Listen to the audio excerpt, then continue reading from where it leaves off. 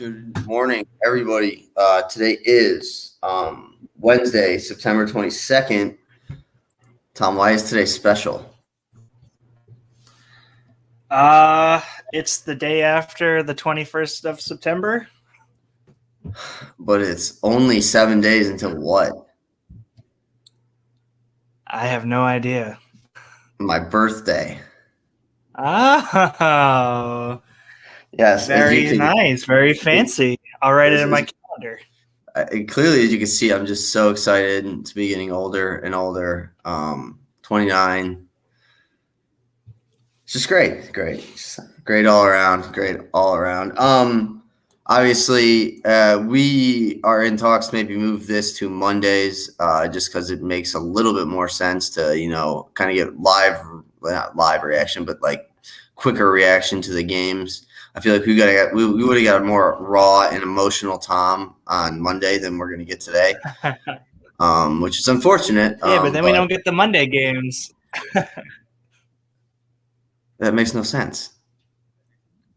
Well, yeah, you said move it to Mondays, but there's still the Monday night games that we wouldn't get to talk about.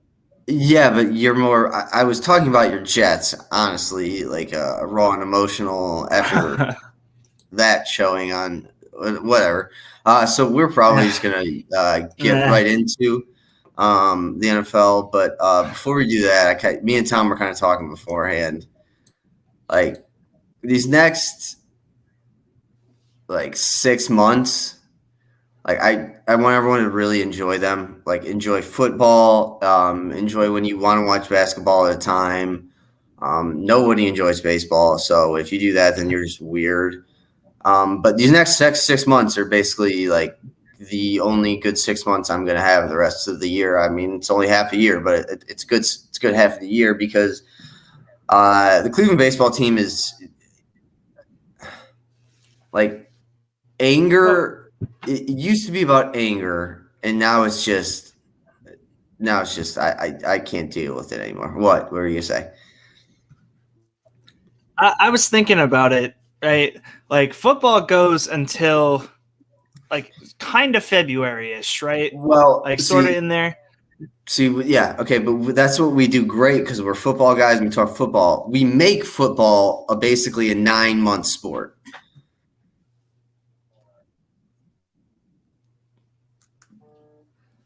January, February. I didn't hear a word you said. I was cutting in and out so bad. That's why we're football guys and like we're good with football because we make it into a 9-month sport. We make it into a 9-month sport. Right, but go ahead. I think I'm delayed. I was going to say we get it to around February. Then we have a little half month off to be depressed about not having football. But then we have March Madness. So we do get it a little extension. Yes. That's where it comes. I honestly do think that saves lives. That little March Madness probably saves lives because if there's no March Madness and you literally have to go from like a college football bowl game every day in the NFL playoffs and the college football playoffs into like, let's get excited for spring training. It just doesn't work. So I've decided in the last 4 minutes that there are basically really two sporting. Well, I always throw soccer in there because I am a soccer fan, but I realize that most people aren't. So that's fine. I basically enjoy football season and the month of April. And not even, the month of in March Madness, and that's it. Other than that, like I don't want to watch baseball. I don't know. But that's also why it was awesome last year that there was spring football because we had the FCS, and that's why everyone was always like, why did you get so into the FCS? Like whatever. Like, well, A, I kind of have a tie to it. My brother went to James Madison, and I've always been interested in it. And B, you're telling me I could either write about college football, real college football, or spring training, and the 2020 would have been, or the NFL draft, like or NBA draft. Like, no, thank you, I'm good. So, Unless, Tom, if you had anything to add to that, we're going to head right into the games.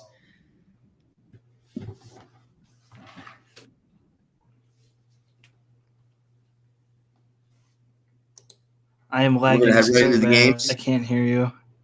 We're going to head into the games. Can you hear me? Yeah, okay. I'm ready. Let's go. All right. So how this is going to work, we're basically going to do it pretty much the same from here on out, except for Mondays.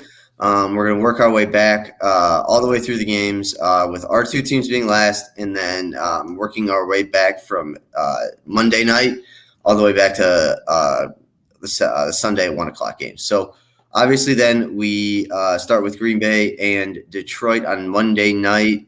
For a while there, it looked like Detroit was definitely going to cover the plus 11, and not only cover, looked like they might be able to beat the Packers at points. Yeah, well, and I think everyone in America was rooting for the Lions because of that one guy who was about to turn $25 into $700 and whatever $1,000. I think everyone was rooting for the Lions in this one. Yeah. Did you see and it that? was good. Yeah, I did see that. I mean, yeah, I don't know. Idiot. Whatever. Aaron Jones was awesome. Which is, I'll get to this in a minute with the Packers, but as well. Aaron Jones was awesome. More out of the backfield receiving the ball than I think running the ball, but he was also great running the ball. I think for the first time in his career, Aaron Rodgers has taken the offseason, done this weird, crazy, whatever he wants to do, be weird. And I think he's actually gotten worse. Like, I don't think he's as good. He looked really good on Monday. But there were also other passes where 2 years ago, Aaron Rodgers nails those that Green Bay wins that game 52-7. So, he's still very, very good, probably top 5 quarterback in the league when it comes to talent. But you're clearly seeing signs of that he's kind of fading right now because, I mean, I saw at least 2 or 3 overthrows that would have probably been either huge gains or touchdowns. I don't know what your thoughts on that are. Yeah, I mean, he came out after the game and he was like, oh, everyone who said I wasn't trying, screw you type of thing or whatever. I think he's 100% not trying. I think he's going out there, going through the motions, making some passes to keep his value up for when he's going to either sign his new contract or get traded. I mean, it really looks like he's mailing it in. And anyone who wants to debate me otherwise can come on here, and I am more than willing to debate them otherwise. I don't disagree with you that he's mailing it in, but I also think he's mailing it in also because he's just not as good as he was. Like, I think this offseason took a real toll on him. Like, I gotta say, like, every time Aaron Rodgers has like offseason issues, whatever, it's never worried me because he comes into training camp. I know this is gonna sound superficial and dumb, but he comes into training camp, he looks good in training camp, he gets the job done. This year, he comes in barely in time to training camp. He looks like a homeless person. And say what you will about just looking at someone, but like that's not a good look to just like walk back. Like he looked like a homeless person. He was skinny. He like it's not even like he has a full head of hair. It's almost like thinning. So he almost looks like Gollum from the Lord of the Rings. Yeah, it's like the hair is just hanging in front of his eyes. So I like Aaron Rodgers. How the Packers have handled him has been insane in my book. Like I will never understand any team other than the MLB really because it's just different over there. But any team that has a clear star player that is a clear in a class of like the top players in the NFL. Like not even Peyton said it when he was doing the Monday night thing. But he was like, yeah, me and Bill Polian were on the same page. Like pretty much right as I came in, where every offseason he would bring me in and he would just ask my like opinions on things. Like, I don't know if he listened to me. I don't know if he made moves based on what I said, blah, blah, blah. But the fact that they have kept, well, let's just set the over-under out. Books written about the Green Bay Packers and Aaron Rodgers, I'll set it at 5. Over-under. I think it'll probably be over. I think so too. So we'll obviously figure out like in the end what happens, or at least I hope we do.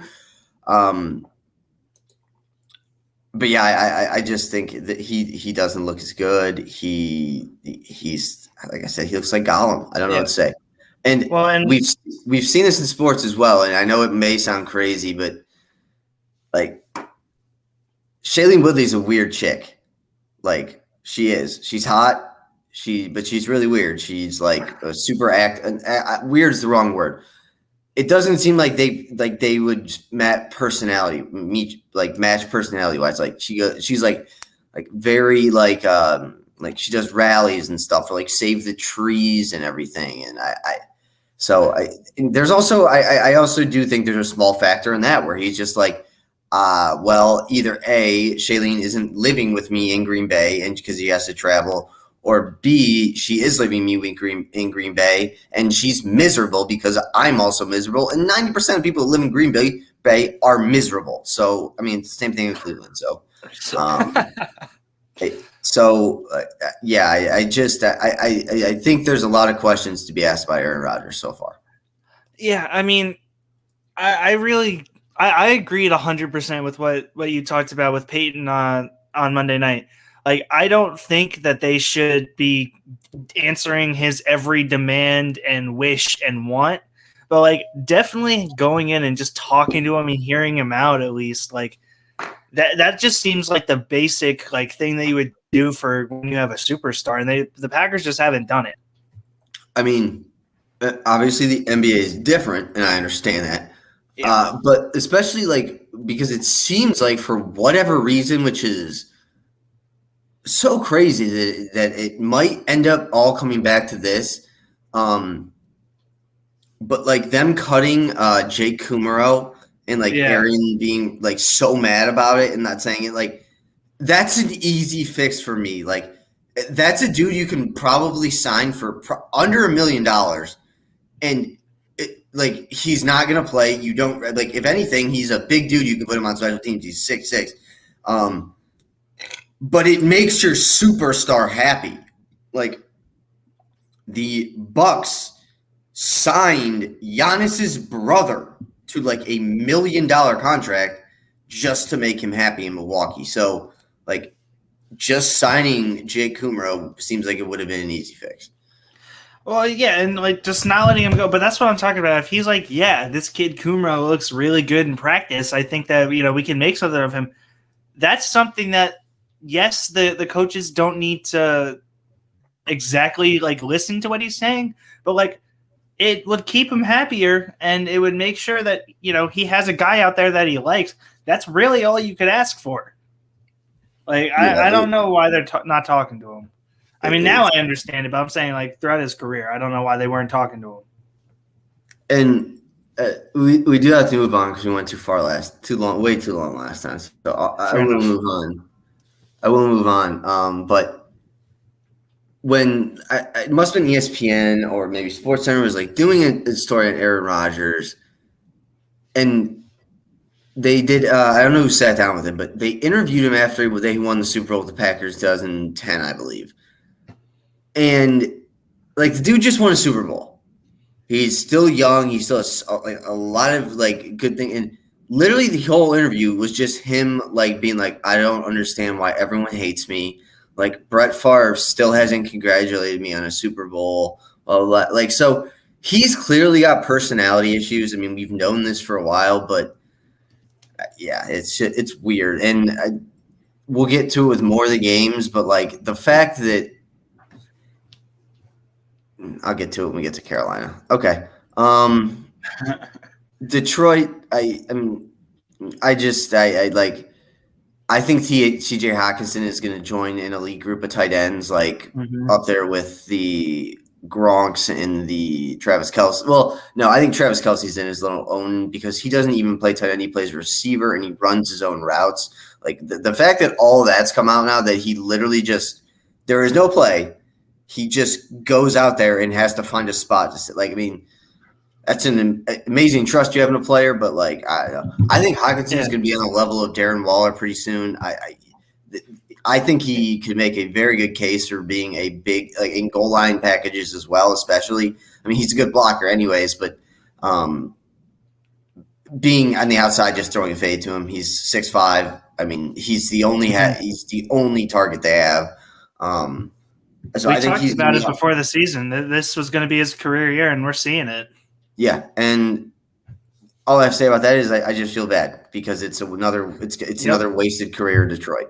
And Detroit, another great career for Detroit that they're going to do absolutely nothing with. And in all reality, Detroit's going to be picking in the top 5 next year. And I like Dan Campbell as coach. I like him. I think he's like if they give him enough time, I think he could probably do a decent job of turning it around there.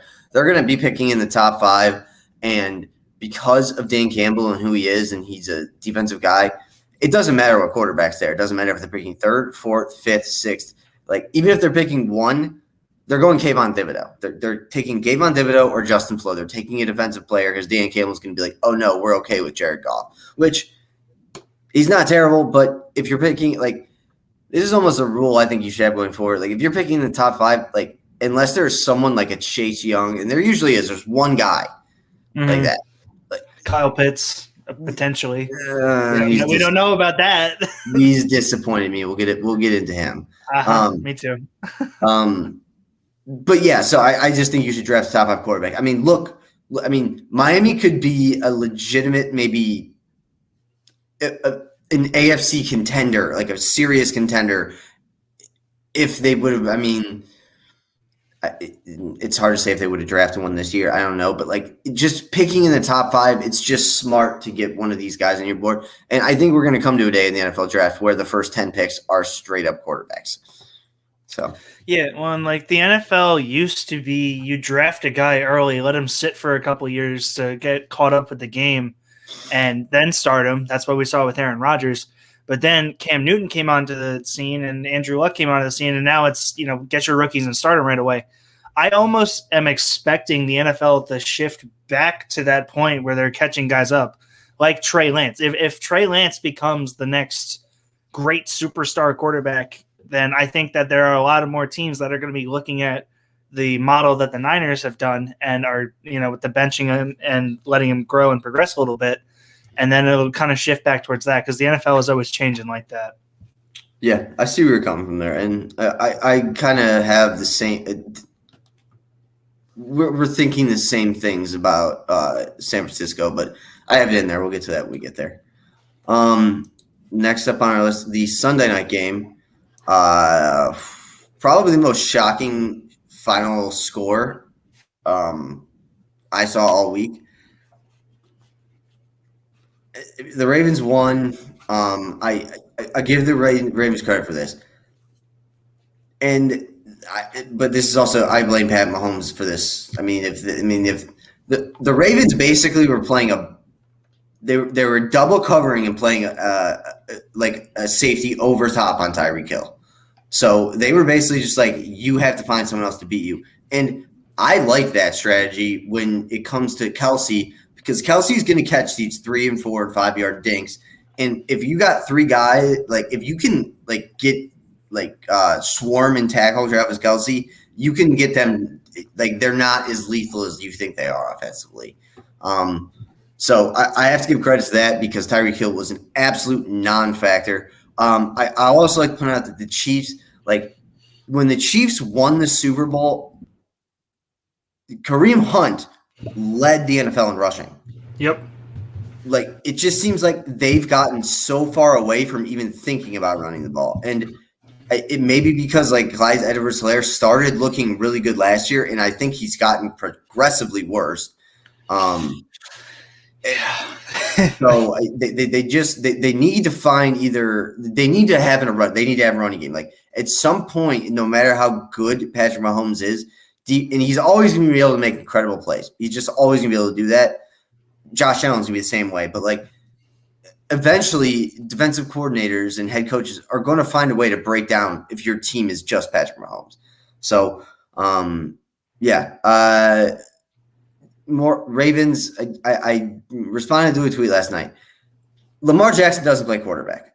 he's not a quarterback. You can explain it to me all you want. Say he's got the arm. He's got 6 less touchdowns in his career than Baker Mayfield.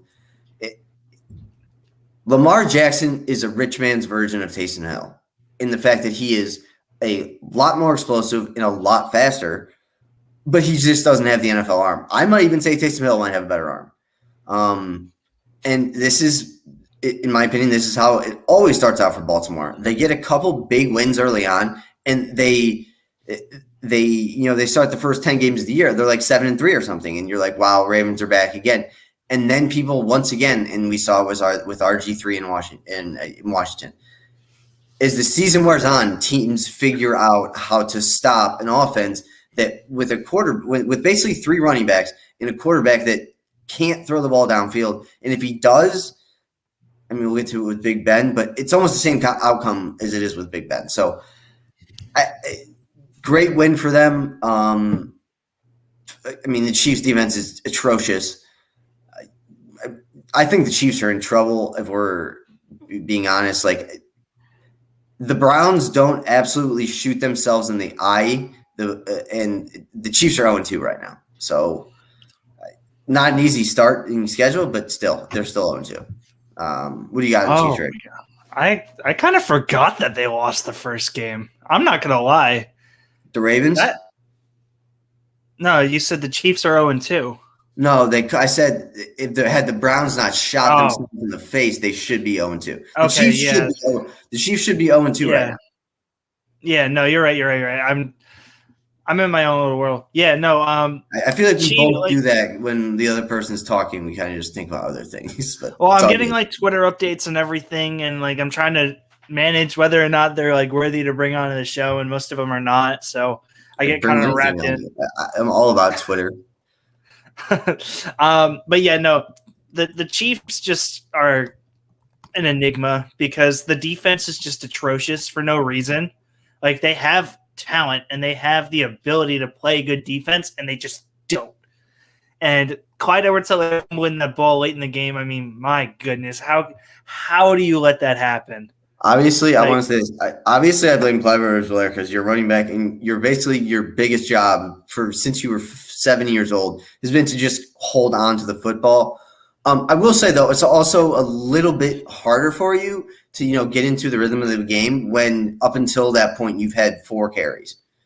Yeah, and I get that, and I think he hasn't. I don't think he's ran the ball that much, and I don't think he even gets that many receiving touches. So I don't think he has a ton of touches already. But the one thing that, and it's like you said, since you were young, it's like hold on to the ball, and every football coach ever, I'm sure has probably said ball security is job security. So Clyde Edwards-Helaire, I think, and I'm gonna go back and look right now. I feel like he fumbled last week too, and I think he has the 2 fumbles now in two games, unless I'm bugging. Who is this? All right, now Clyde, he did not. So I thought he had another fumble. No, he didn't fumble against us. No. Okay. Still though, like you already fumbled in a big spot. We saw Damian Harris versus the Jets bounce back after a big fumble late in the game versus Miami. But Clyde Edwards-Helaire not getting a ton of touches, like you said, it's hard for him to get into the rhythm.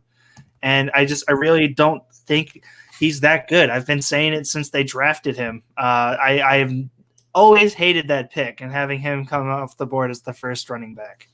Because they took him with like the 31 or 32 pick, right? Yeah. And they took him over other guys who I thought were better. I don't know. We're going to get in to the draft when we talk about our favorite Southern team, the Jaguars. Good. Yeah. But in the end, takeaway was it kind of brings us back to the beginning. This is why the NFL's this is why football is the best, because a Sunday night that we kind of all thought it was going to be a game, the best game of the year by far. No, not the best. Maybe I wouldn't say the best game of the year. There was another really good game on Sunday. Football always delivers. Football just always delivers. All right, what are we at next? Cowboys and Chargers. I don't have much on the game. I kind of want your thoughts on my opinions of Justin Herbert. So I'm in the middle of on Justin Herbert, where I think part of me thinks that he is like in the next 6 months to a year is going to become into that elite class with not necessarily Patrick Mahomes, but guys like Deshaun Watson before the kids, like Josh Allen, Kyler Murray now. So I can absolutely see that. But then he has games like this where he throws his completion percentage is under 50%, and I'm just like, but what's wrong? Like, where am I? What is he missing? What am I missing about him? He has decent weapons around him. Their defense should be better, and they should have a better running game, or not a running game. I don't know about running game. They should have a better use. They should use more Eckler more often, in my opinion. So he does, a lot is put on him, but at the same time, like, he's 6'6", he's a gunslinger. He's playing in California. I mean, I don't know why it's possible to have, but marketing, that's an easy sell in California to me. Like 6'6", gunslinger, blonde hair from Oregon, smokes a ton of weed probably. Like, yeah. So what do you think about Herbert? Because I do, in the majority, I'll say it's the majority of me now. I do think in a year or a year and a half, he ends up in that elite class. Yeah, this is kind of a weird topic. Not even weird, but like kind of a bad topic to ask me about, because behind Josh Allen, Justin Herbert's my favorite player. Okay. I've been on him since Oregon. It had Kyler Murray not come out and been God this year, Justin Herbert would be my second favorite quarterback in the league. And I would also like to say to all of our fans out there, I'm officially over I love Baker. I think he's funny. I think he's a great leader, and I think he's efficient. And one thing that's not always done, those progressive commercials he does are actually funny. Sometimes. You don't like them? Some of them are good, but I am not a fan of all of them. All right. See, I did not know that. All. See, I thought everyone was in favor. I sincerely like them. I think he's funny. But I'm also not unrealistic anymore. Like, I would much rather have Justin Herbert. I would much rather have Kyler Murray. Like, I understand that. So, I understand. We can talk about Baker. We can talk about Baker when we get to your Browns, because I agree. You said one key word that I was legitimately going to bring up when we talked about him, and that was efficient. But we can talk about Baker when we get to the Browns. Talking about Herbert, though, I love him. I love everything about his game. One of those 2 interceptions was not his fault. All right. Like it literally went through someone's hands, or it was like hit up in the air. So it literally wasn't his fault. The other one was kind of not his fault, but he shouldn't have been trying to squeeze it in that side of a window. But the guy still should have caught it. He should have moved in front to get it. So that's where 2 interceptions kind of came from. The Chargers got screwed out of this game. I did keep hearing that. The Chargers got absolutely screwed out of this game. They're on the 2-yard line or something. They have a little out route to Mike Williams. He makes the play. It's looking great. They get flagged for some BS type thing that I don't know what it was. I want to say it was some stupid, someone was in motion and they didn't reestablish or something like that. And it moved them back, or it made them replay the down, and they got moved back a little bit. Then they got a taunting call or something, and it moved them back to the 20. So it was 3rd and goal or something like that. I mean, it was utterly ridiculous, and they were the worst calls I can't even say of the week, because we're going to get to another terrible call when we get to the Titan game. We're going to get to college football. Jesus Christ. Fair enough. But yeah, as much as you want to say Herbert could have done this, that, the Chargers got screwed out of this game, and I think they got screwed out of the last week's game, because they only lost to Washington by, I think, 3, and that quote unquote fumble out of the back of the end zone screwed them over, because that was late in the game. So, like, I'm not going to sit here and play, oh, the refs have something against the Chargers. I can't believe I'm not going to sit here and do that. I agree. So they played Washington last week. Was it Herbert with it was a questionable call. I guess I'd have to look at it again, where he threw it and the guy hit him and went out of the back of the end zone for. That's what I was saying. Yeah, he was going forward with it, and he went like this because I have a football right there, but he was holding it like normal and he was going to throw it, but then Chase Young came and it turned his hand like this and he threw it almost like he would shoot a basketball. Mm-hmm. But the ref said that it came out of his hands and then his hand pushed it forward and it went out the back of the end zone. And it was only 2nd and goal, I think it was. And it was like a terrible call. And they gave Washington the football on their own 20, I think it was, or something like that. So it was just another bad call by the refs. And like I said, I'm not going to sit here and complain, oh, the Chargers are, they're getting hunted by the refs. Like, I'm not here to sit down and say that. But they have had some bad luck with some of the calls, is all I was going to get at. Yeah, like I said, I mean, I really like Justin Herbert. I think he'll be all right. I love him. But this is also just their jerseys and the colors. Like, I feel like they should be scoring 75 points a game because it just it reminds me of a college football team with their like an up-tempo college football team with their like light blue jerseys. Which, I mean, I think we're getting to the point in sports where any team with light blue it's the best color in the world. Yeah, no, I have a Justin Herbert jersey. I think I've worn it once or twice. Awesome. I mean, obviously go Kyler first. But I mean, yeah, I would get Justin Herbert jersey. I like Justin Herbert. Maybe I'll wear it Sunday again because I can't show my face in my Zach Wilson jersey this week. We'll get to that. And I disagree with you on that. I don't have much to say about the Cowboys. I don't know what they're going to do. Zeke looks worse than ever. He looks like he's lost weight, but he looks like he's slower. It's Tony Pollard's backfield for the most part. And that's where I have a problem with the outline. Like, yeah, he got utilized a lot, but after the game, McCarthy was asked a ton of questions about it, and gave the same excuse he gave last week. Oh, it's a long season. There's an extra game, so we're just trying to make sure Zeke stays healthy and fresh. Screw that. Like, he's now gotten, no touches over the first 2 weeks. You're an NFL player, and you're a running back. I forgot you own him. I forgot you own him in fantasy. I forgot. Oh, I don't even care about that. Oh, I really don't. He's gotten your first comment is, he's gotten no touches. He hasn't. He's had he still gets a majority of the snaps, but he's not getting touches when he's on the field because he's a good blocker. But it's going to turn around for Zeke at some point because they're going to need him eventually because I really don't think Dak's going to keep up this pace. With the Cowboys, for me, I just don't think it ends up. I don't think it ends up mattering in the long run if it comes to a Super Bowl or something like that. Because the Cowboys can't win in the playoffs and in the Super Bowl with how the team is run.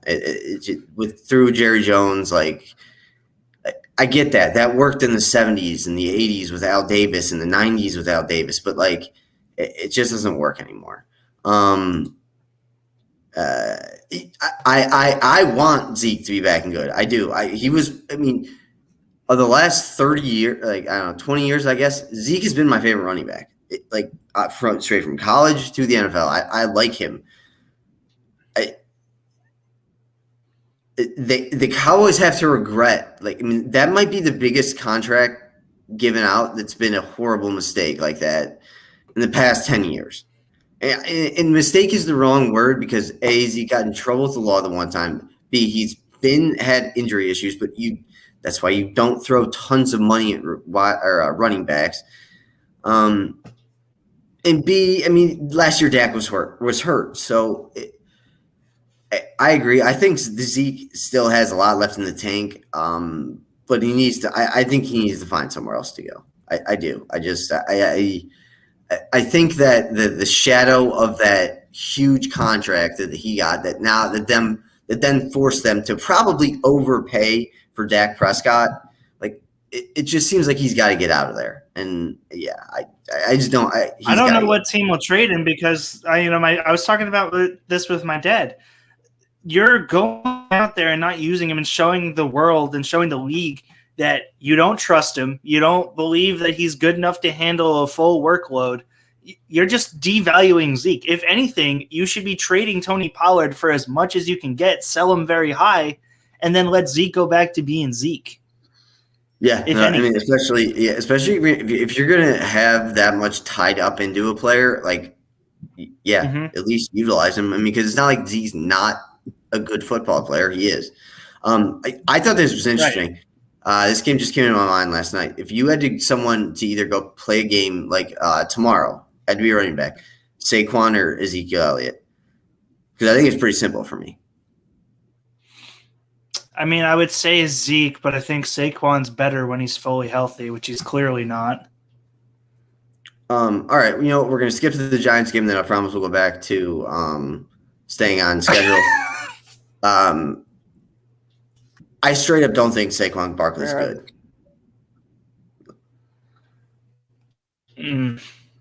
Like I just don't. I don't know about that. I don't think it's entirely his fault. I don't. Their offensive line in New York is, first of all, it's never been good since he got there. Like I don't understand the idea of like, I get that who came first, the chicken or the egg, You need an offensive line before you're going to have a good running game. Like you need a good offensive line. Like so, I mean, if we're being honest, unless it's like Najee Harris had sex with Derrick Henry and had a child, using the number 2 pick on a running back, and even at this point, I'm going to say a top 10 pick on a running back is ridiculous. Like you just don't need to do that. So I would also say Zeke, but like I said, going back to Saquon, it's not that I don't think he's good. I just think that he's never going to be the player that he could have been because he got hurt, because of that terrible offensive line. I mean, you can see it when he plays. Well, first of all, his ball carrier vision is not good. Like there were holes that I saw that he missed that I don't think I've seen NFL running backs miss since one-time great Brown running back Trent Richardson. He's obviously a threat out of the backfield. I mean receiving. When I say out of the backfield, I kind of mean receiving. But when he's inside, he looks so tentative, and I don't blame him because he's had like 3-4 knee injuries. So I just don't. If I were the Giants, I would try and use him as much as you could this year and then sell him. I just don't think you're going to get a lot of value out of him until you get an offensive line. Yeah, and they're never going to do that, but I actually very much agree. I think he needs a change of venue. He needs to go to a different team. He needs to get away from the Giants. The Giants are in line for a very big rehaul very soon because Daniel Jones is not panning out. I don't care about his fantasy numbers right now. Like I understand he's QB5 in fantasy. They 100% should have won that game last week. 100%. And they didn't. So the Giants are lining up for a very big rebuild again, but they're gonna try and half-ass it yet again. But they're gonna hit a wall eventually, and it's gonna be first and foremost starting with trading Saquon Barkley for as much as you can get. Yeah, I don't think I give up a first round pick for him. Depends on the team. I actually disagree. I don't think anyone would give a first round pick up for him. Why would you give up a first round pick? If it's a team like the Rams, why would you give up a first round pick for a running back that is basically proven that running backs shouldn't be taken in the first round, basically, or in the top 10 at least? Because you're a team like the Rams who are a running game away from being the deadliest offense in the league, or the Chiefs, who for the same reason. Okay. I'll agree with Chiefs. Rams, I like Stafford. He's not perfect. All right. Well, I mean, who did the Giants play? I don't know. We can talk about that real quick. I'm sorry. Like they were the Thursday night game. They were the Thursday night game. Okay, so we already talked about that. Good. Okay. Like, even if I wasn't your friend and your co-host, like, I would pay more attention to the Jets over the Giants anyways, just because of Zach Wilson, in my opinion. But, like, I just don't care about the New York Football Giants. Like, they were funny when Eli was there, and they were good, and they were like one of the only teams that could beat my hatred Tom Brady. So, but yeah, I at this point, like, they need a rebuild. I'm trying to think. Can you name more than 5 players on that team? Okay, so Leonard Williams plays for them. I mean, I can. Okay, I'm trying to think if I can. Leonard Williams plays for them because he got traded.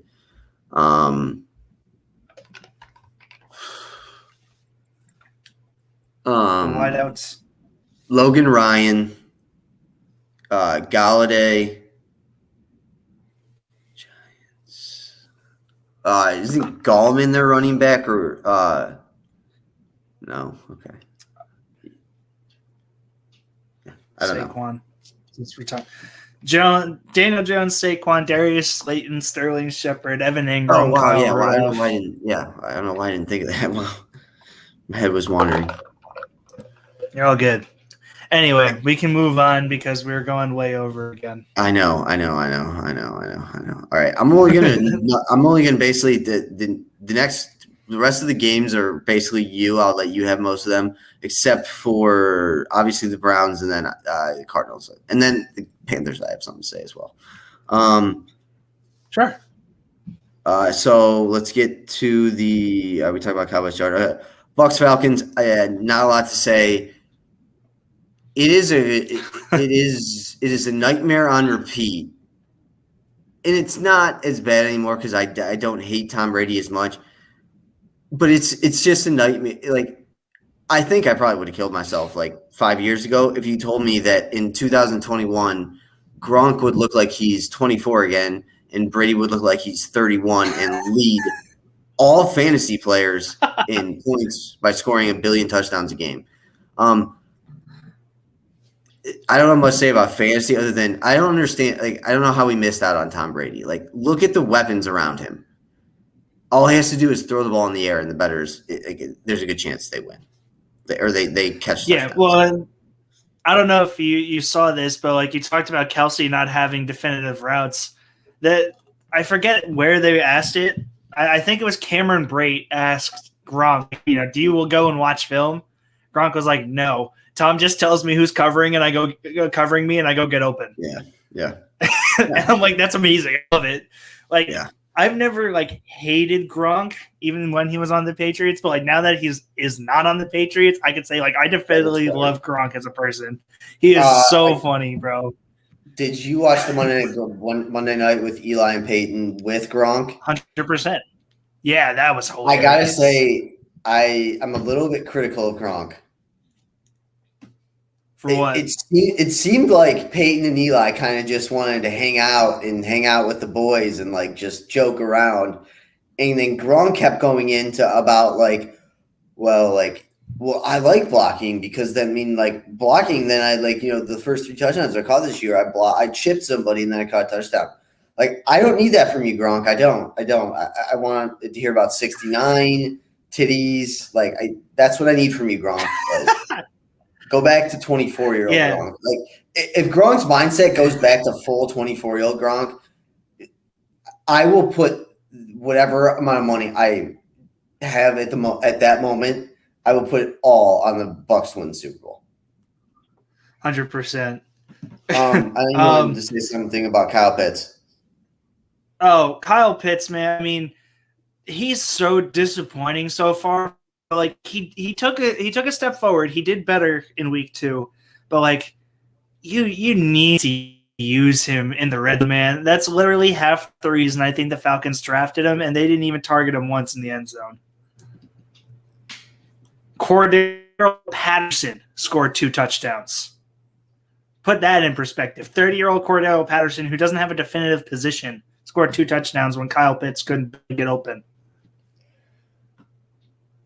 Such a disappointment, man. The more and more I just so keep looking mad at about this, it. the more and more I keep looking at this and just thinking about it, like they're just not. I just don't think they're a good fit together. Like the Falcons are a team, they want to throw the ball downfield, which I feel like that's what Kyle Pitts would be good at, but yeah, it just doesn't seem like the right fit. It seemed like this also might make more sense. They picked the wrong position in the draft when you're about to start a full rebuild. Like a wide receiver out on his own can burn a corner and make some plays. Like a tight end, when it's literally a tight end, like how many of them are there out there that we see? That none really. They're like Hawkinson's the only one I can think of right now, and Goff is still pretty good. So I mean, yeah. So, anything else on that one? Yeah, well, Kyle Pitts should be playing more of a receiving role, but they're using him for chip blocks. Like, and I understand you need to be able to block to stay on the field if you're a tight end, but like, you need him in the red zone. Well, yeah, why are you having him block? Let's not overthink this. Kyle Pitts is 6'6", like 220 and ripped. He's not 6'7", 6'8", like almost 300 pounds like Gronk is. Like when he goes to, I mean, this isn't a knock on him. He's never probably had to do it really in college. I mean, he did. They were probably against inferior athletes, but like when Kyle Pitts is in the game, like he's probably there to catch passes and not block. So like running a chip play on the goal line when, like, if you're a linebacker and he's running at you, you're like, oh, I'm fine. So I don't know. It just doesn't seem like a good fit right now. I hope he pans out. It'll be shocking at the end of the year if this is not without like beyond the reasonable doubt. Who are we talking about? The Falcons in Pitts. Yeah, I don't know what I was going to say. I forgot mid-sentence. But anyway, Bucks to win the Super Bowl. It's really the chalk up of that game. I said my power rankings. The top 5 in the NFL would be the Bucks 1A, the Bucks 1B, and the Bucks 1C, and then the Rams, Cardinals, Chiefs, and Browns and Bills. But yeah, all right. On to the Cardinals Vikings. This was the other game I have an opinion on, but I really don't. I'm going to save that one for the Carolina Panthers. The fact that Gus Johnson was playing this game was awesome. I'm not a huge Gus Johnson football guy, but the fact that this was a college football game. It was a college football game. There were so many busted coverages on both sides. Kyler Murray was awesome. He was incredible. I mean, with Kyler Murray, he's a guy that at this point, it's almost like Brett Favre. Like, he's going to make mistakes. He's going to throw interceptions. He's probably going to fumble, but you're going to live with it because he's of what he's capable of doing. And then the last thing I'll say about them for now is the surprise, the biggest surprise rookie maybe this year. Yeah, not the biggest, but I mean, very surprising. Rondelle Moore has been awesome for them. And it's just, I got to tell you, it's hilarious watching them out there at 5'7" and 5'5". It's hilarious. It's a 7th grade football game.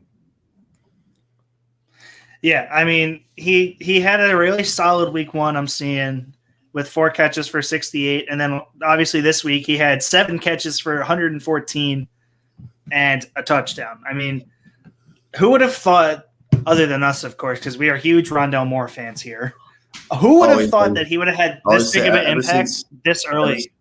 Yeah, go ahead. No, you go ahead. I was saying, yeah, ever since they knocked off Ohio State and Purdue like 3 years ago, always been a huge fan of him. He's only been hurt the past 2 years in college football, though, so it's not like they were knee injuries. That never comes back to haunt anybody. Yeah, right. I think you and I both kind of expected Moore to have a solid season, but we didn't think that he was going to blow up this early because of the receivers that Arizona has between Hopkins AJ Green, who I always forget is on the team, and Christian Kirk. I just didn't expect Moore to even be in the 3 receiver set, but he is somehow. Yeah, he's electric. I mean, like I said, I mean, a little bit earlier, I think I alluded to it. They're a college team. They play like in.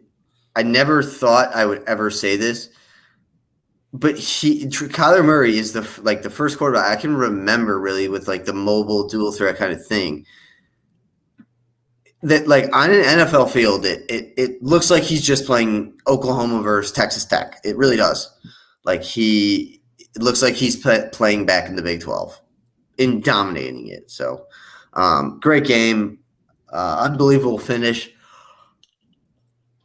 Yeah, just all good stuff. Yeah, I have to like give a little bit of kudos to the Vikings for being able to hang with the Cardinals so far. I mean, the Cardinals have been the most electric team in the NFL, and they managed to only lose by, what was it, like 2-3 points, a point, something like that. Yeah, it was close. So yeah, big kudos to them. Kirk Cousins still sucks though. We're in Kellen Mond's camp to start. Yeah, I mean, I'm not even saying Kellen Mond. I'm just in anyone's camp that's not named Kirk Cousins. Kellen Mond is the best quarterback on the roster. I mean, this is kind of funny where I just kind of put it at the end, and I hate when people try to do this because A, it's so easy, and B, it likely has nothing to do with anything. So we're going to move on to the never mind. I'll get to that later at the end of it. We're going to move on to the Broncos Jaguars, which this is where I'm going to get some shots in. All right. I don't think the Jaguars are going to win the game this year. A game. Trevor Lawrence was 14-33. That's not bad. That's not college bad. That's really, really bad. So I'll get into my diatribe now. I was going to stick by Trevor Lawrence and say that that Jacksonville is ruining him, and that's still 100% true. I think his best receiver is DJ Chark. Actually, it's been Marvin Jones so far. Oh, well, that's good. I mean, we all know that. Yeah. Well.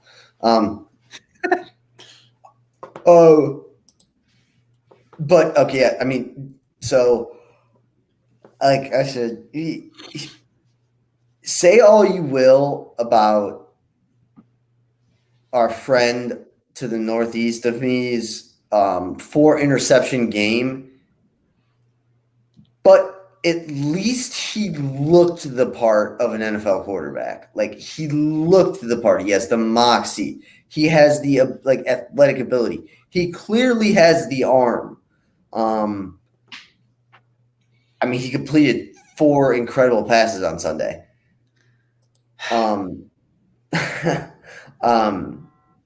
But and granted, I said this in there as well in the outline. The offensive line is terrible, and the receivers aren't good. But I don't think Trevor Lawrence is that good. I really don't. I just don't think he's that good. On to Urban Meyer. If he were to have gone to any other team, I think he would be better. Like, literally any other team. Yeah, I agree. Urban Meyer honestly has just no business being in the NFL. I don't know what it was, but maybe it was over the weekend or earlier this week. I went back and looked at some of the mental things that Urban said was going on at Florida and everything like that. He doesn't want to be in the NFL sidelines. I don't know if his family's struggling for money. I would highly doubt it. I don't know why he just doesn't retire. I just don't get it. I don't know what he's doing. Even if he stays at Jacksonville through the year, I think he's gone after a year, unless Trevor Lawrence showed great strides. But I mean, if you got a first-year coach and a first-year quarterback, and you guys are both awful, I mean, the first-year coach is going to get fired every time. Yeah, especially when that first-year quarterback was taken with the number 1 overall pick and was supposed to be next Tom Brady. Yeah, So yeah, I 100% agree. That game was terrible. Did you even watch any of it? No, I had no idea it was on. I'm not gonna lie to you. I had no idea it was on. I didn't even hear anything. Like I guess the Jaguars scored, and I just didn't realize. But like, this was such a terrible game, and this is a terrible team. You're right; they could not win a game this year. They could be worse than last year, which is saying something. And the last thing I want to, the last kick I want to get in about Jaguars. For whatever reason, when I was thinking about last night and I started writing the outline, I was like, he was picked 35. He was 35. He was early second round, and we all kind of just agreed that it's still too early for him. No, he was picked in the first round on the 25th, with the 25th pick with Travis Etienne. The guy's just alone that I mean, every single person I think that went after him is having some kind of impact on their NFL team. So it's just crazy. Only thing I have in Denver is I would say normally Denver is like a sneaky playoff team, but they play in that division. So no. Just no. Yeah, and we'll get to them, but even the Raiders look like they could be competitive this year. So yeah, they're in one of the tougher divisions. All right, Saints at Panthers. Wow, I guess this is another one I really like. And this had nothing to do with the Jets and Sam Darnold. Well, so the Panthers are 2-0 right now. It's very, very, and I would say likely that the Jaguars go into start November with either an 8-0 record or 7-1. Let me read you their next opponents. Okay, they play Thursday versus the Texans, and basically what the Texans are, what we've learned is they are professional football players. They're just bad professional football players. And they're starting a rookie quarterback. Yeah. Wow.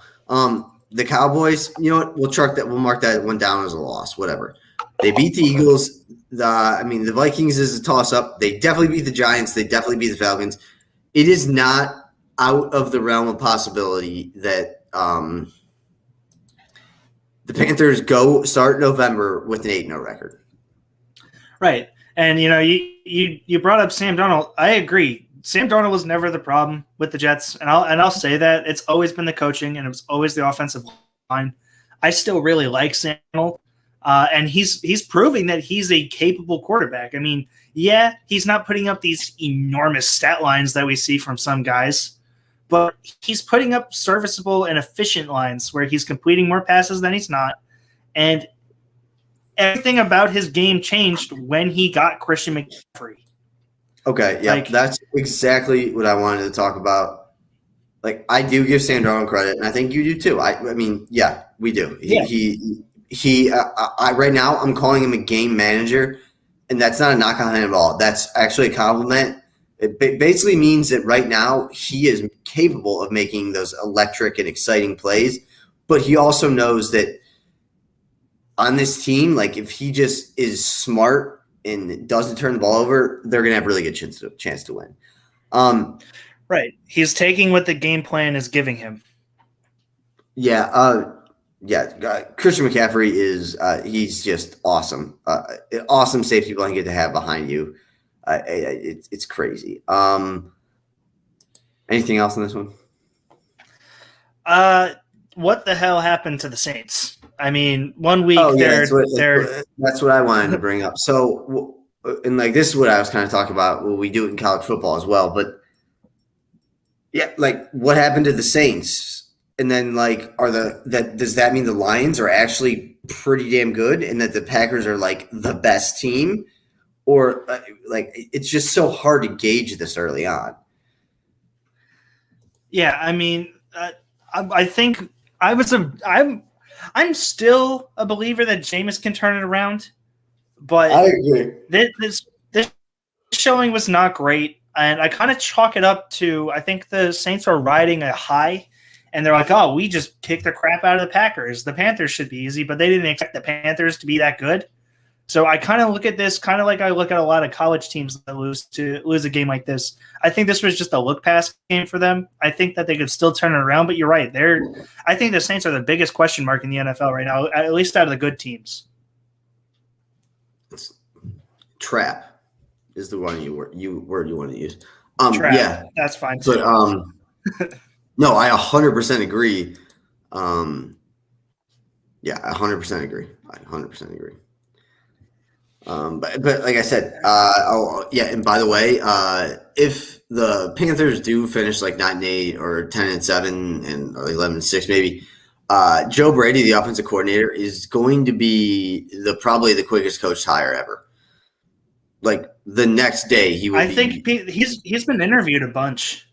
Yeah, and because he just wants to stay with Carolina. Honestly, if anything, like more time has done wonders for him, considering going back to LSU, that national championship game, and the fact that LSU is literally at one of the lowest points in their program history right now. So, yeah, it's awesome. Real question before we move to the next game. Yeah. Okay. You're looking to hire a coach, an offensive-minded coach. Do you go with Eric Bieniemy or Joe Brady? Joe Brady. I think that 100%. You agree? You agree? I agree 100%. Yeah, no, yes. I agree. I like Eric Bieniemy, and I like most of the offensive coordinators. Once again, I think the NFL is ready to go into a new era of offensive football that is going to be completely different than the past 20, 30, 40 years combined, in where that we've already started to see it. I mean, teams are going to start throwing the ball unless for teams like the Browns, which I'm actually looking forward to because that makes you like the one team that's not throwing the ball 100 times. But I mean, there are going to be games out there and quarterbacks out there that average nearly 40 attempts a game in the next like 5-6 years. And that's fine. I mean, and then once offense hits its peak for like, I don't know, 5, 7, 8 years, then defense comes back and it's great. The NFL does that. It just, oddly enough, and we'll get to it in college football, it seems like it's done that this year. The defense might be actually back a little bit. Which is good. But yeah, no, Joe Brady, just because I honestly think, like, and we've seen Joe Burrow. Joe Burrow is very good, but out of the last Heisman winners that are now pros, I would put Justin Herbert head and shoulders above Joe Burrow right now. And I love Joe Burrow. Did Herbert have Heisman? No, but I'm thinking about the newer guys kind of more than that. So. Oh, okay. Yeah. I got you. Yeah, no, I agree. I love Joe Burrow. But yeah, I agree. He, out of the young quarterbacks, I would probably put him around 4 to 5 as of right now, which sounds like weird or bad or whatever. I don't care. Anyway, we can move on. Yeah, we're moving on. Raiders, Steelers. So I think we can officially Derek Carr is better than David Carr. We're just going to get to the point on this one because I think we're going to say the same thing, and then I have one more thing to say. I mean, we all know how this ends for the Raiders, right? 100%. They're going to start like 6-2, 7-3, and they're going to finish 8-9. And it's every single year with John Gruden. It is like clockwork because we have this conversation every year at the beginning of the season, like, oh man, the Raiders might be all right. And then you get to like week 5, week 6, and you're like, these guys might actually be AFC contenders. And then they lose like 12. These guys suck. Yeah. Like what was that? Yeah, no. I don't understand the Raiders because like, they actually look like they have a legit defense now, just like they did last year. They looked like they had legit all the guys that were questionable choices and selections in the draft look like they're like worthy of being drafted there, and then they fall off the edge of the earth. Like they suck. And I'm 100% in agreement. They're going to do the exact same thing. But as of right now, we have to talk about how good the defense looked. And yes, it looked amazing. It was great. The Steelers are not the Steelers of old. Let's not overhype this. Okay, let's put the bigger issue that the Steelers have, and that is Ben Roethlisberger. Ben Roethlisberger, like, we all kind of knocked Drew Brees at the end there because he didn't have the arm strength to take him over the top. Ben Roethlisberger is a quarterback that has one function. It's not past the circle. It's not past the square. It's not past the triangle. It's not past the X. It's not past the R1. We're going to run 4 streaks, and I'm going to throw the ball as high and as far as I can. And if Chase Claypool and Juju Smith-Schuster don't end up with it, then, oh, well, that was a really long punt. That's fine. When Ben throws the ball, I literally think the math kind of works out like this, that there's a 50% chance it gets caught. And this is all of us throws. There's a 50% chance of it gets caught. But there's also a 25% chance that it just goes into the bleachers. And then there's also probably higher than 25%, but we'll stick with that one for now, that it gets intercepted. I've never liked Big Ben. I mean, he's obviously was a creep at Miami and did weird things. I never liked him. I almost feel bad for him now. I want him to announce that he's retiring at the end of the year so we can at least – because I hate the Steelers, don't get me wrong, but when Ben Roethlisberger plays his last game in Cleveland, the Browns fans should give him a standing ovation. Yes, the Browns have been terrible, but Big Ben is the all-time leading record holder at First Energy Stadium. So yeah, well, and you got to respect the game that he's put together. Yeah, and I'm almost hoping he does, like I said, he does a Coach K, where it's you know what, I'm retiring after this season, so goodbye, Torrey. Give me your praise now, and then I'll leave everyone alone for the next 20 years. And I'll respect Ben for that too. He doesn't seem like a media guy to me, even though he would be hilarious, I think. So he is literally going to retire and then just fall off the face of the earth. We won't hear from him again until he gets inducted to the Hall of Fame, and then we won't hear him again until he's dead. So it's sad to watch Ben Roethlisberger be this bad. That offensive line is terrible. I agree. The offensive line is god-awful. Juju Smith-Schuster has seemingly and he didn't have a bad game or anything, but his route running has seemingly gotten worse. His overall play has seemed to have gotten worse. I don't think Antonio Brown had any good effect on him. I think he had a horrible effect on him. Chase Claypool, other than what was that, week 2, week 1 last year, he's been a solid receiver. But yeah, I don't know how they beat the Bills that bad, and then no, that's not. I'm thinking of the wrong teams, but whatever. No, you were right. The Steelers ended up coming back. It was because of the defense, but. Yeah, and the defense is good. But let's be honest, TJ Watt's out for an extended period of time. So I don't think it's out of the realm of possibility that in the net, if they lose this week and then maybe even pull one out in week 4, but it's barely, I would not be surprised to see a ghost Big Ben injury. This will probably happen more towards the end of the year if they're fully out of it, I guess, just so we can see what we have, just so we can put Dwayne Haskins in for 6 games to see if there's anything to build on. I think that's. I will say this: I don't think Dwayne. I think he's an idiot. I don't think he's I don't think he's a bad quarterback. I think in the right system he could be okay. But But yeah, it's bad watching Ben Roethlisberger. It's it's sad.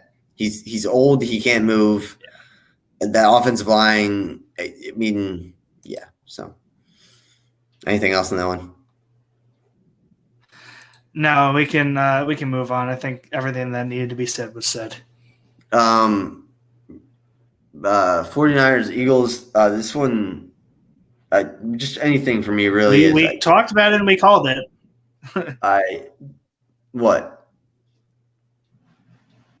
We said that the Eagles' Week 1 victory over the Falcons was solely because their defense was terrible and their offense wasn't actually that good. And we saw the 49ers completely destroy them. Yeah. What did I have on here? The only thing I really have to say about San Francisco is, and then once again, not to, I mean, we haven't really talked about it yet, so I can't say bring it back, but not to, criticize once again our friend who had 4 interceptions on Sunday. Like, I really want to see Lance playing this offense, but when Mike Shanahan turns on SportsCenter on Monday morning and had to see that's what another rookie quarterback did, who went higher than my rookie quarterback, I think it's less likely. In all honesty, I don't think either one of these teams are contenders. I would be willing to change my mind if they were to put Trey Lance in for San Francisco, but up until that, no, I think they're both pretenders. Jimmy Garoppolo got them there once, but that was an extraordinary set of circumstances, and they had a really good offseason that year where they had signed Richard Sherman, who was like a missing piece in that secondary. So, yeah.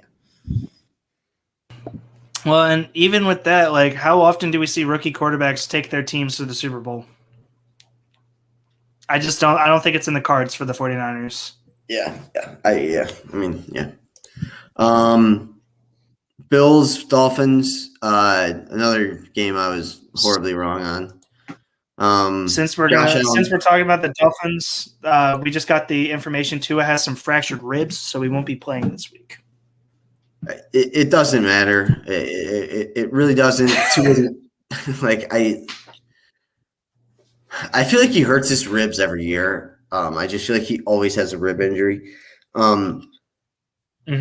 He got laid out, but it's not even that. Like, when we talked about it earlier, the Dolphins should have picked a quarterback this year just to be safe.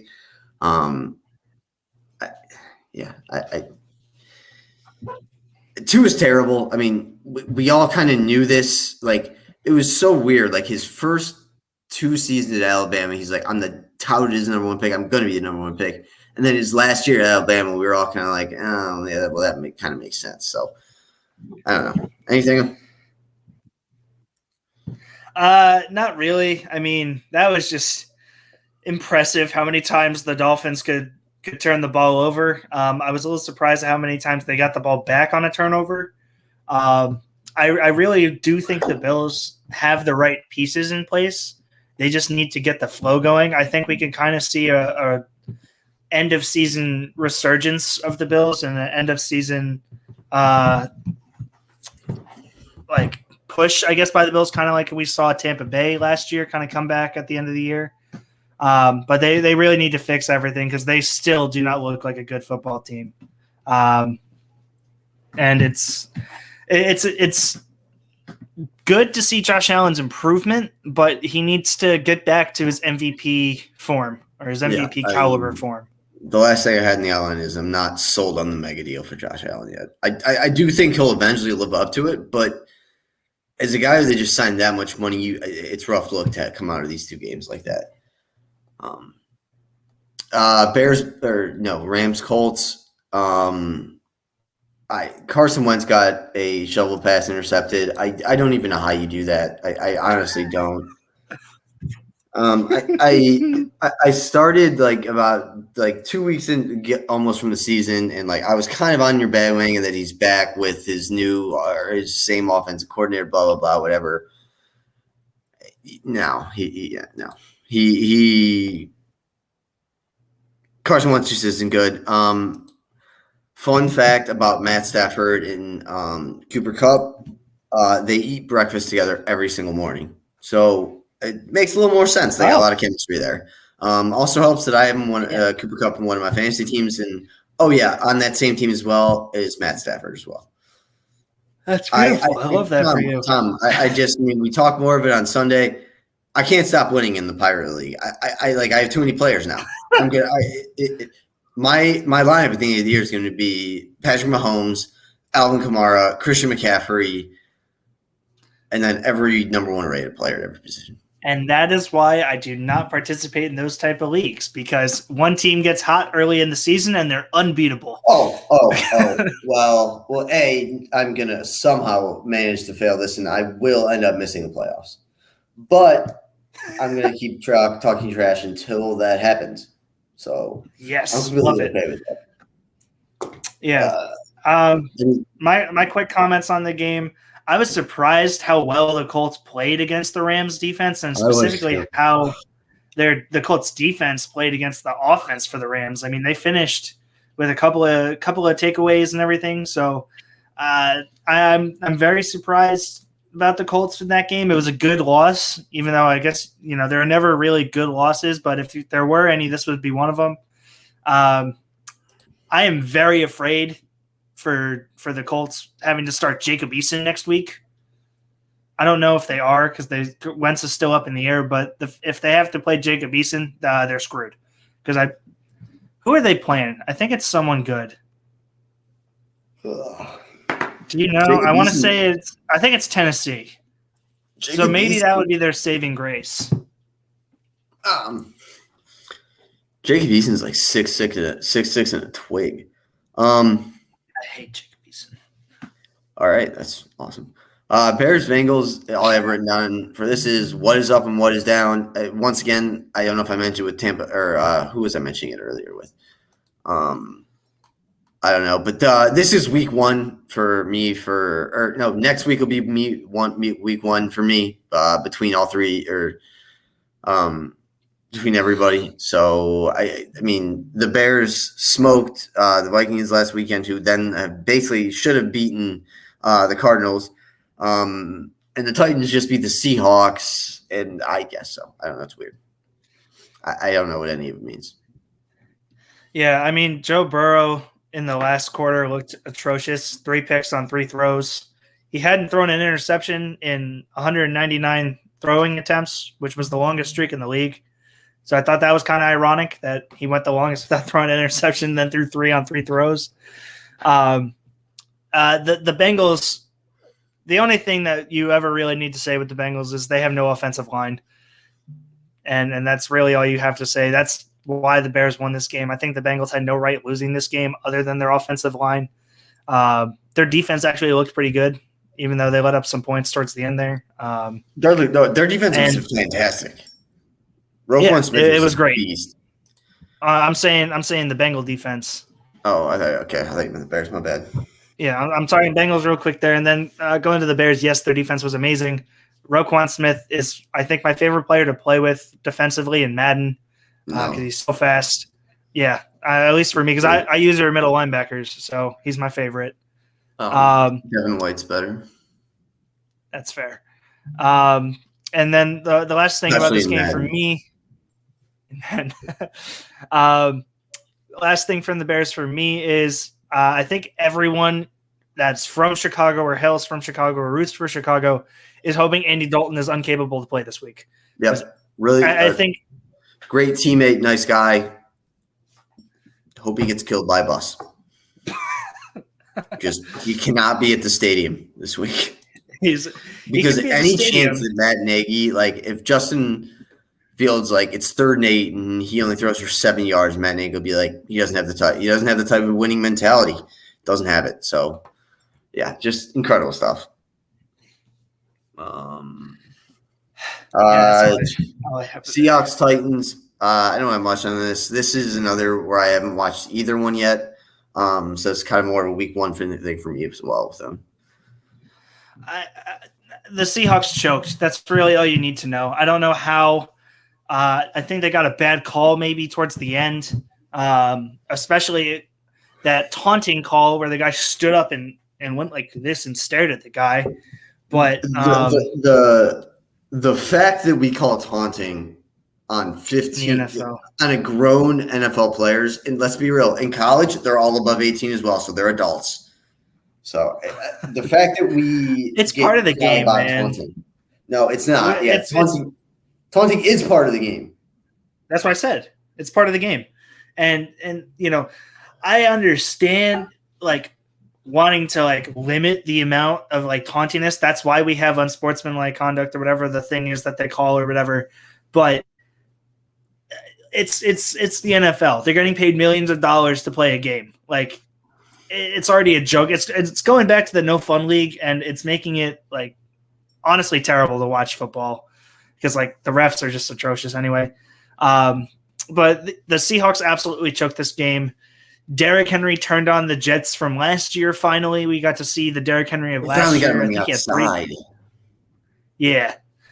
I feel like when he's running a stretch play, so you're taking your first step and you're stretching towards the would be the right hip of the right tackle. Just how much speed and power he's probably able to build up. I mean, he's the juggernaut. Yeah, I mean, once he gets his legs turning, I mean, it's over. But yeah, that OT was crazy too. I don't have too much to say other than it sucks that the Seahawks can't put together 2 good consecutive weeks. Yeah. All right, on to our teams. Get DK Metcalf more involved. Yes, which is also stop throwing the ball at Tyler Lockett. Let's throw it to DK. Let's be smart here. A lot of people have Tyler Lockett. Even more people have DK Metcalf. Stop. All right. You know what? Like I said, I think you're doing better today, but I'll let you pick. Who do you want to go first? Jets or Browns? Let's just get. You know what? We're gonna go Browns because it's gonna be pretty quick. Jarvis is out. They moved him to the IR. That's fine. Yeah. It's pretty darn clear what the Browns' MO is. They're going to give it to Chunt as many times as they can, and then Baker, who I also will say, efficient. Is the exact right word. I think he was 21 or 19 to 21. Interception was not a good throw. Also not his fault. It's a rookie safety, but you got to know you got to hop in front of that guy, man. They looked bad. And yet they somehow they didn't cover, but they came close to covering. So, yeah, they play the Bears this week. So they play the Bears this week at home. That should be a pretty easy win, in my opinion. So, just out of curiosity, what do you think the top 3 receivers look like for the Browns now that Jarvis is out? Who's going to be running the receiver positions? The receivers. To be honest with you, I bet a lot of targets go to Rashard Higgins. Now they get him back in, and then I think they go double or triple tight. I'm not kidding when I say this. I think as long as Jarvis is out now, granted, OBJ could come back this week, although I don't have any expectations for him anymore. But the Browns literally could be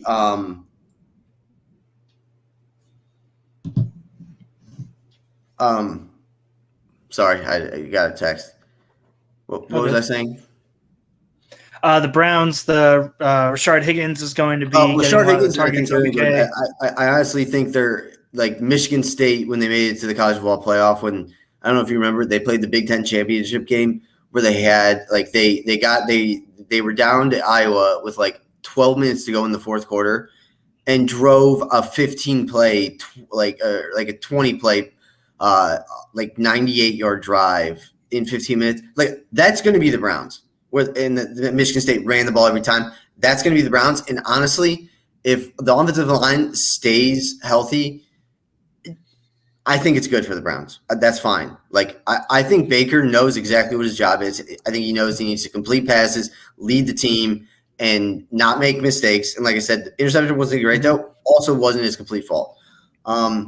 And then when you look down the line and maybe Schwartz is a little bit more polished at the end of the year, and you have Jarvis, who's honestly the fact that we're able to, and also idiot Browns fans that are saying oh, Jarvis had started the whole thing about not being injured all the time.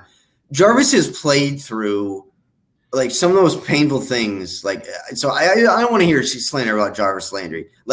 But I was going to say is the fact that we're able to actually put him on the IR and give him time to like actually heal correctly, where we are not like so bad where we need him back right now. So if I'm fantasy owners and you have either Nick Chubb or Kareem Hunt, or if you have both of them, I would start them both. I think it's going to go right through them. I would also, if I wouldn't do it yet. I'll say it on Sunday, but I'll say it on Sunday. Just remember, make sure. Save it for the fantasy show Sunday. Yeah. Remember to bring up Harrison Bryant because he is gonna catch some touchdown passes these next couple of weeks. But to the more interesting story. Also, I love Bears plus 7.5 against the Browns this week at home. First the Browns. I think the Browns win, but I don't think it's close. I mean, it's just become clear, and it kind of sucks. The Browns are never going to be your Patriots or your Bucks. I mean, they play down to their competition, and they play up to their competition. So, it is what it is. We probably have about 5 minutes left, so that's good. That gives us an extra minute where we don't need to spend talking about one of the interceptions. Tom, talk to us about Zach Wilson, the Jets, and the Patriots. I do have to say, like I've said it all along. I still think Zach Wilson is going to be fine. I'm not too worried about it. Obviously, people are overreacting, in my opinion. But when I was on Twitter and like I saw, first pass, first interception, and then I think I went on like 10 minutes later, and they were like, another interception. I was like, well, I don't know. That's a little bit late. Like maybe I'm delayed or something. And then it kept coming in, and I was like, Jesus Christ. Honestly, my thoughts went to where once Zach Wilson got his fourth interception, you need to get Nathan Peterman in the game to see if he can top 4 interceptions in like a span of a quarter, because I think he can. So obviously, I want you to know, I'm mostly I'd probably be your side with this. So just so you know. What do you mean, be on my side? Like I look at this Zach Wilson 4 interception performance. Did it look good? No. Is Bill Belichick one of the greatest coaches of all time? Yes. Still not that much of an excuse. I mean, but like I said, I think it's more of an anomaly than anything you should read into than in the future. So there. Yeah, I mean, just bringing up Bill Belichick. I mean, like obviously, you look at his record versus rookies, and it's fantastic. Belichick versus in division rookies is even more ugly, and he knows how to fluster them and what buttons to push and everything. Yes, the 4 interceptions was terrible. I will say I watched the first 2 like live time. Though I almost want to say that 3 of them weren't really his fault. The first one, it was a high. Was the first one that was tipped around? The first one was tipped up by Corey Davis because he missed it. Then he tried to bat it down and instead batted it straight into 2 defenders. Right. Yeah. So like, not really his fault. That was, like you said, that's kind of an anomaly. The second one was a deep out route to Corey Davis, went through his hands, or it hit off his hands, went straight back to another defender. Corey Davis came over. He was like, yeah, dude, like, that was a catchable ball. That's my fault. I put some of the blame on Zach for that one because he had Elijah Moore open on a what's the little route that's like very short, not a drag route. What?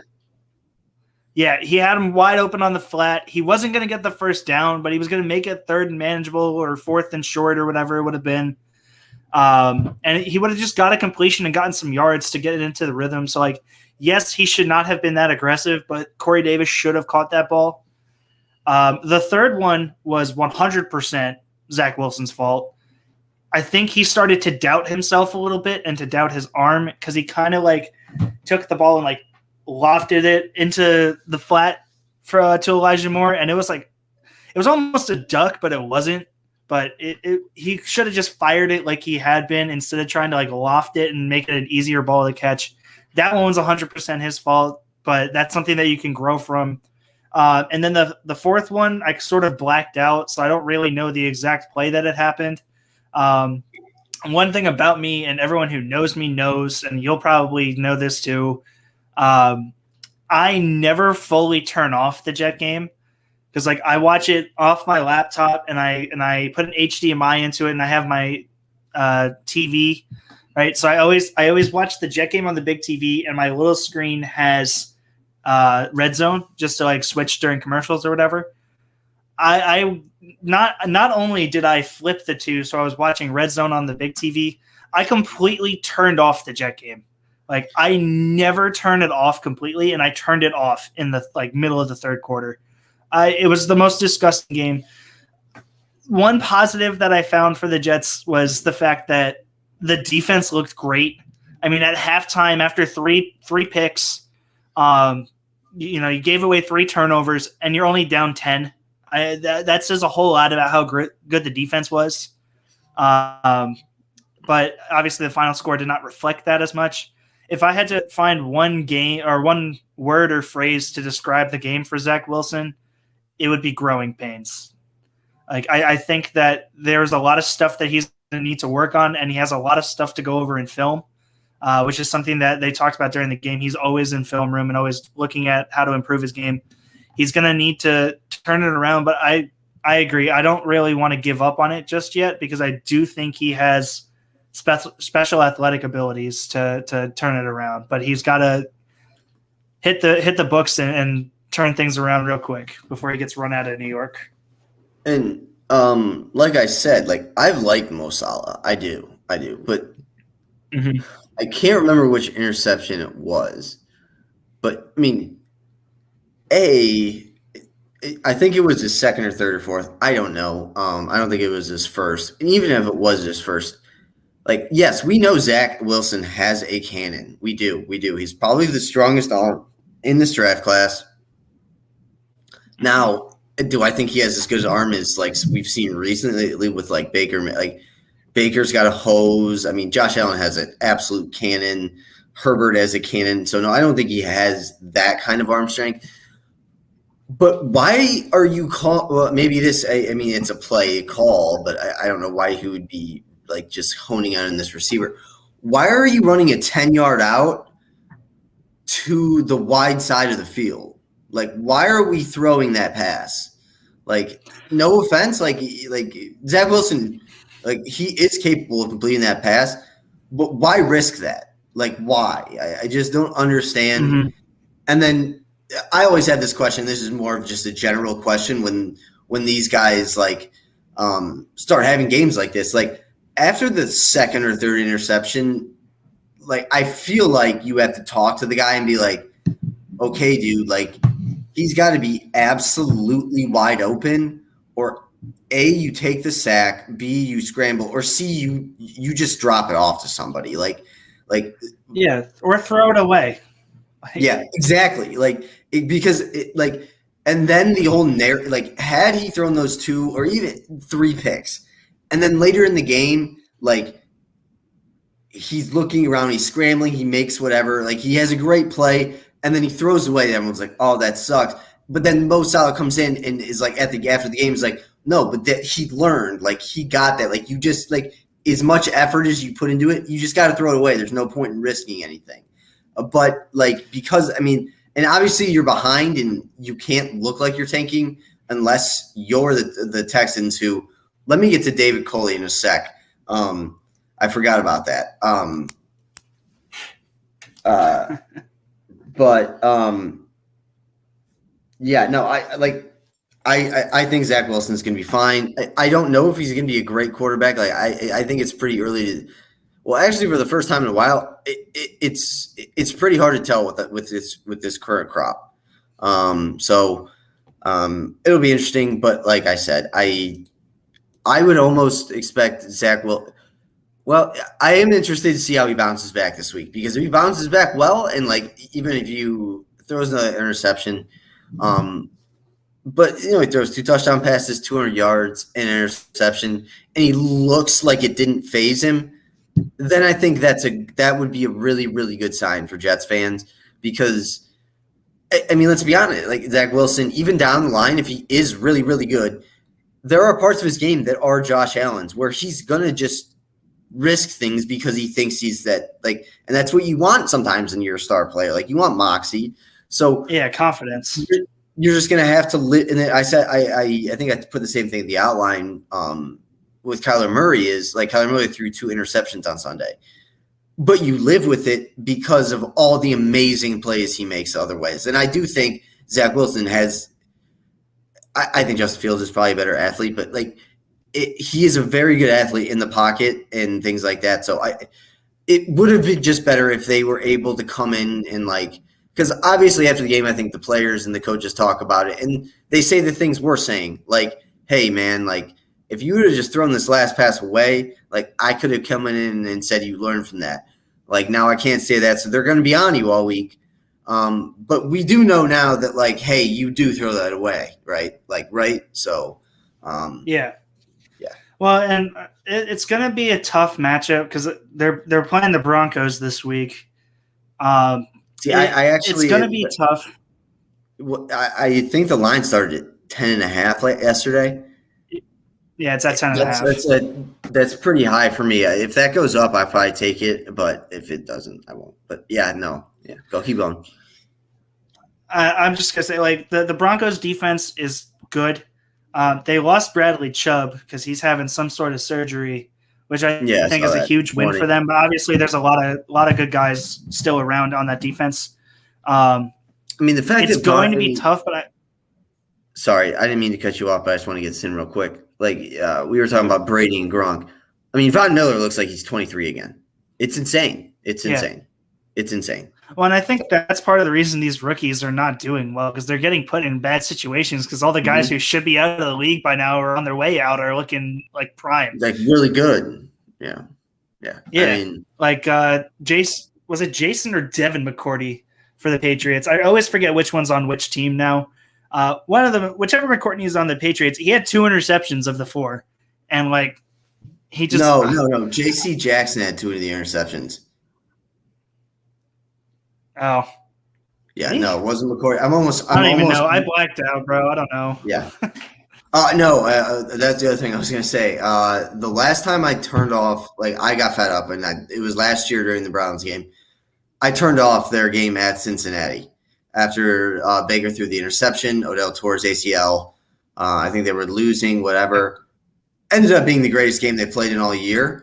And they won on a last-second touchdown pass by Baker, which I found out through text messages. So that's good. That was just a lot of fun. I think I'll wrap up at least what I want to say regarding the whole NFL with this.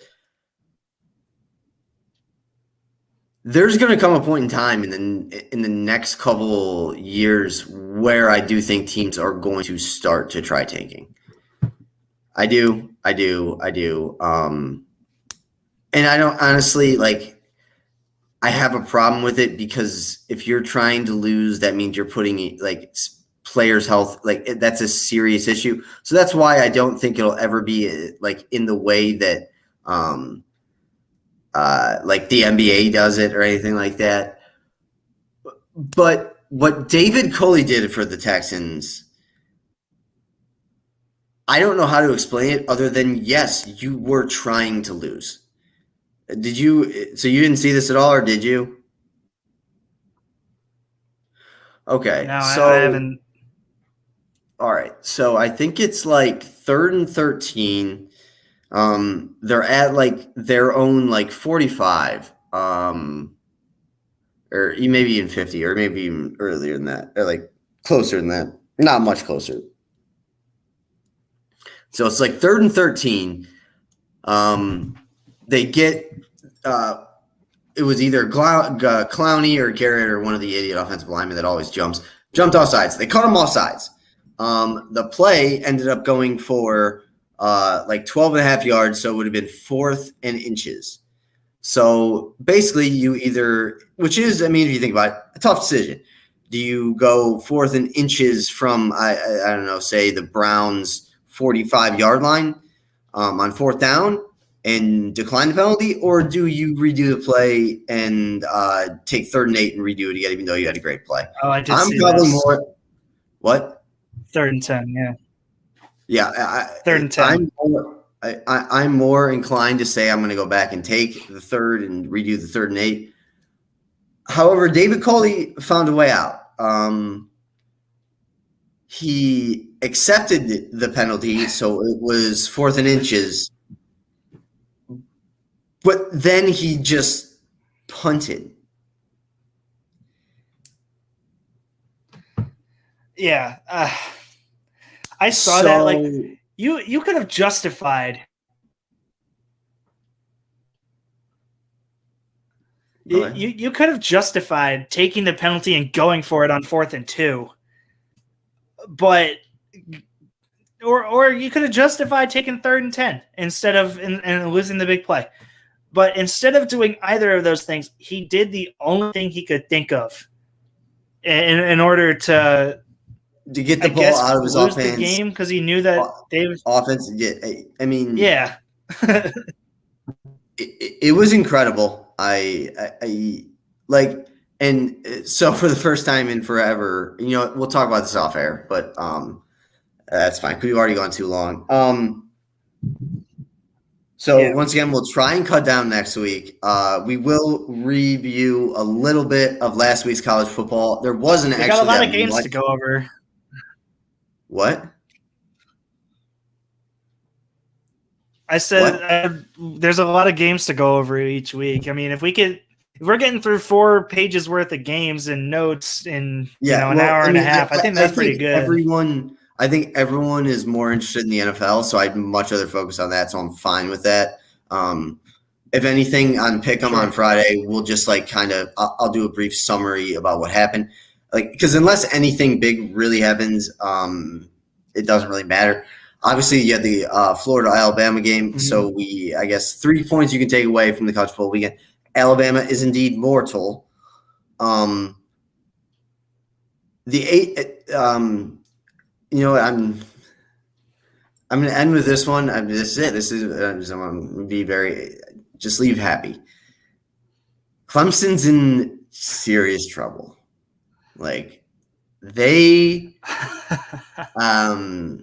Trevor Lawrence was everything for them.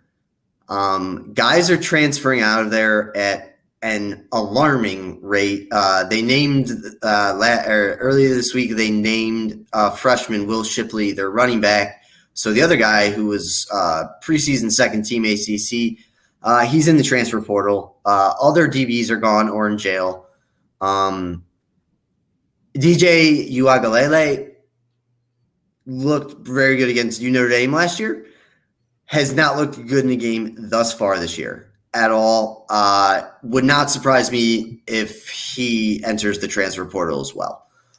It seems like it's turning into a Patriots thing where guys just don't want to play in Clemson anymore. And I'm very excited about that. And the more and more that Dabo suffers, the more and more happy I am. And they go to NC State this week, and they're NC State's 10.5-point dogs, and you're crazy if you think I'm not taking NC State in the points. And if they lose at NC State, I think we may have to do a special episode just called the Dabos. It'll be our award shows, but it'll be a faux pas on award shows. It'll be like the worst of everything. And then I will consistently email the Clemson athletic department and try and get him to come on for 30 seconds. And if not, then we'll have someone dress up as him, or I'll just make fun of him and tweet it at him. But yes, we got through the NFL, so I think that's all that matters. It was a good weekend. It was an exciting weekend. I think we still 3 or 4 teams where I think we both said, this is week 1 for them. The Saints and Packers for me, this is week 1. I those two cancel out. Those 2 games they already played, they cancel out. One was great, and I guess the win over the Packers win over the Lions wasn't great, but You know what I mean? So, as always, I do. I pick 'em got you. Fridays, 10 a.m. We were a little late today. We should be pretty good on Friday, though. 10 a.m. Do a tiny recap college football. Might go over some picks. Might have two of my new guys on. See if they want to talk about anything. I'll let you know. But yeah, pick 'em Friday, and then obviously, of course, Fantasy Sunday. How did it end last Sunday? What do you mean? The show. Oh, it was good. I brought my buddy on very quickly. Oh, good. Yeah, good. All right. You know, I should have told you beforehand. Yeah, if you need to. No, I don't. No. Yeah. No. It was weird blowing through. I'll talk to you off air. But yeah. All right. Well, then we'll see you guys Friday at 10 a.m. As always, Fridays and Wednesdays podcasts are available on Spotify and wherever you get your podcasts. I think I'm probably going to do a video version of our fantasies that I'll release off our YouTube, and I'll edit it and everything like that. But that's going to take some time for me to get into. So, and those are live shows, and half of that is honestly interaction anyways. So you really got to be there to do it. So, but as always, Wednesdays and Fridays, our NFL recap and pick'em will be on Spotify. Once again, thank you to sneakerheadgolf.com. Definitely go check out some of their stuff. Their golf club hats. I believe that's what we're calling them now. Tom is also wearing his 23 hat. I was about to say Tom is not wearing his 23 hat for the first time in a month. But he is. That was silly of me. I don't wear it on Sundays when I have my Jet hat on. Well, use code TV15 for 15% at checkout. Tom, anything else, my man? Sco Dogs, baby. Let's rock. You already know. Sco Dogs.